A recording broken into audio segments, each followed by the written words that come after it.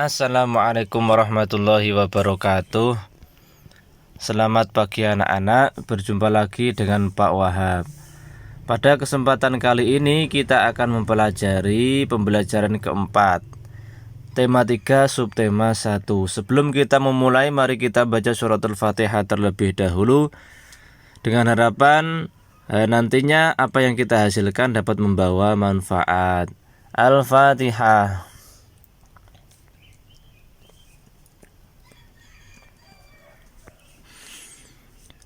Baik anak-anak, silahkan dibuka bukunya halaman 32. Pembelajaran keempat. Ayo membaca. Plastik, solusi dan masalah. Perhatikan benda-benda yang ada di rumahmu.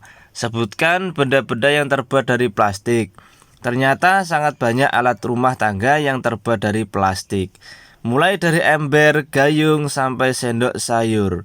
Kantong kemasan dan botol air minum juga terbuat dari plastik. Sekarang ini banyak sekali benda berbahan dasar plastik. Mengapa? Karena plastik murah dan tahan lama. Bahan dari plastik tidak dapat menyerap air atau tidak tembus air. Plastik pun mudah dibentuk dan ringan. Oleh karena itu, plastik dapat dibuat menjadi berbagai benda. Nah, ini ada gambar ember, gayung, dan lain-lain ini. Ini semua terbuat dari plastik. Plastik memberikan banyak manfaat. Akan tetapi plastik juga dapat menimbulkan masalah. Plastik membutuhkan waktu yang lama untuk terurai secara alami, sekitar puluhan bahkan ratusan tahun. Perhatikan tabel berikut. Coba bandingkan waktu yang dibutuhkan plastik untuk terurai secara alami. Nah, ini ada tabel, ada nama benda, terus kemudian waktu yang dibutuhkan untuk dapat terurai. Yang pertama, kertas. Waktu yang dibutuhkan 2-5 bulan. Ini setelah ini baru dapat terurai. Kardus 5 bulan. Kulit jeruk 6 bulan. Puntung rokok 10 tahun. Kulit sepatu 25-40 tahun. Plastik atau sejenis bungkus deterjen 50-80 tahun. Plastik 50-100 tahun. Ini plastik saja ya, 50-100 tahun. Kaleng soft drink atau aluminium 80-100 tahun. Aluminium 80-100 tahun. Baterai 100 tahun. Kantong plastik atau tas kresek 10-20 tahun.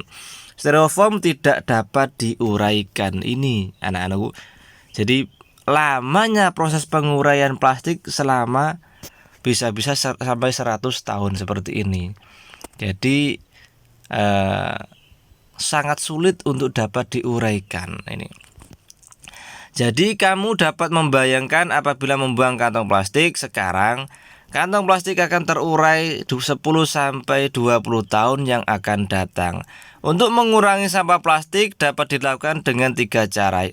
Cara tersebut yaitu reduce atau mengurangi, reuse atau menggunakan kembali, dan recycle atau mendaur ulang.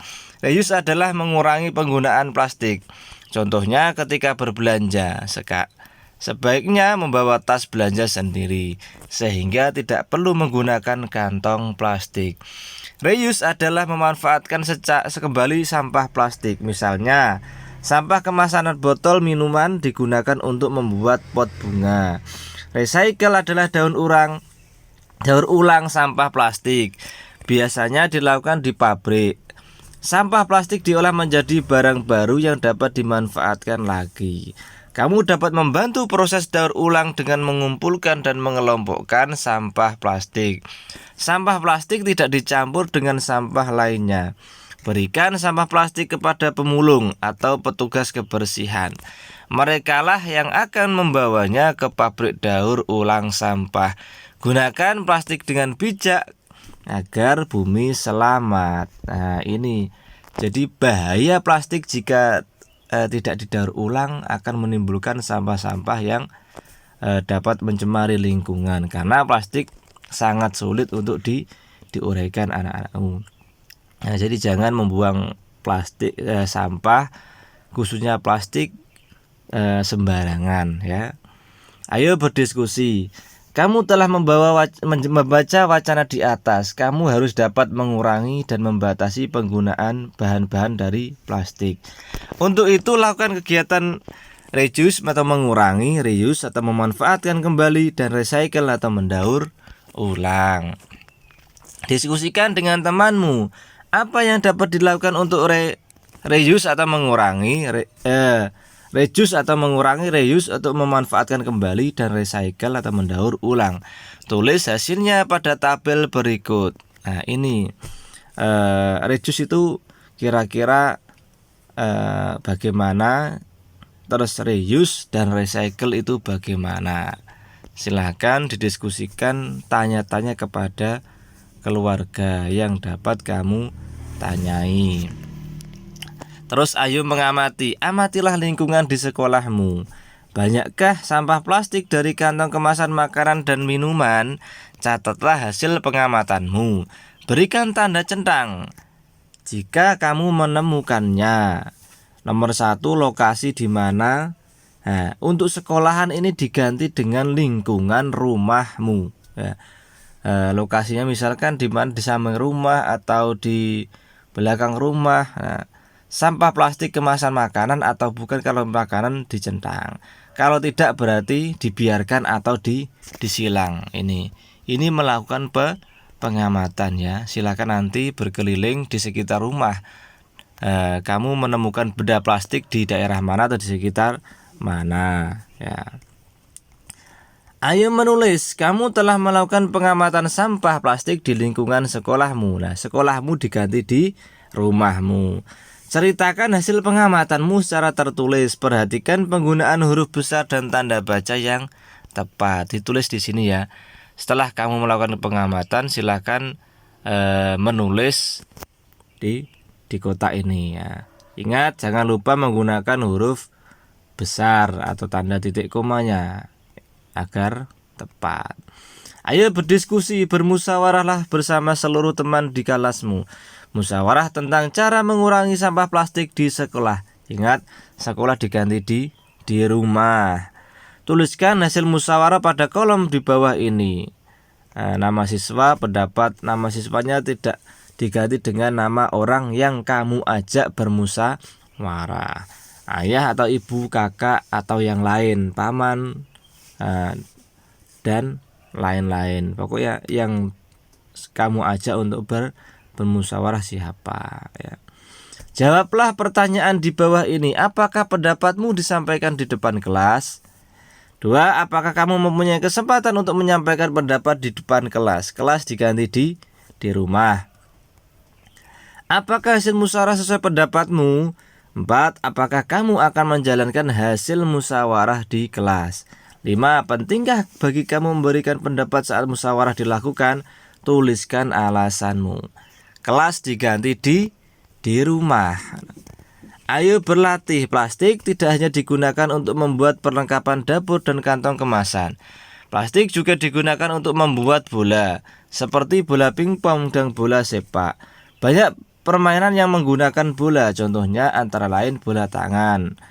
Kita akan bermain bola tangan menggunakan bola plastik. Lakukan pemanasan sebelum memulai permainan. Caranya dengan berlari berkeliling lapangan. Kemudian lanjutkan kegiatan mengoper bola sebagai berikut. Nah, ini ada gambar. Nah, ingat di kelas 2 kalian sudah pernah melakukan ini ya. Estafet bola. Nah, ayo bermain bola tangan. Bacalah aturan permainannya. 1. Permainan dimainkan di lapangan. 2. Permainan dilakukan oleh dua kelompok. 3. Setiap pemain harus memasukkan bola ke gawang lawan. 4. Bola harus dioperkan pada teman satu tim. Setiap pemain harus mengoperkan bola setelah melangkah paling banyak 5 langkah. 5. Kelompok yang dapat masukkan bola sebanyak-banyaknya ke gawang dengan melempar, itulah pemenangnya. Nah, ini gambarnya. Di permainan bola tangan itu tidak menggunakan kaki seperti sepak bola, tapi bolanya dipegang dan dimasukkan ke gawang lawan. Nah, ini contoh permainannya seperti ini. Ada 1, 2, 3, 4, 5, 6, 7 anak. bermain bola di lapangan.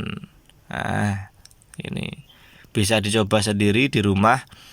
Karena tidak memungkinkan untuk bermain dengan teman-teman di sekolah, nah, kalian bisa mencoba. Nanti besok jika ada kesempatan, kita akan melakukan permainan bola tangan seperti pada gambar.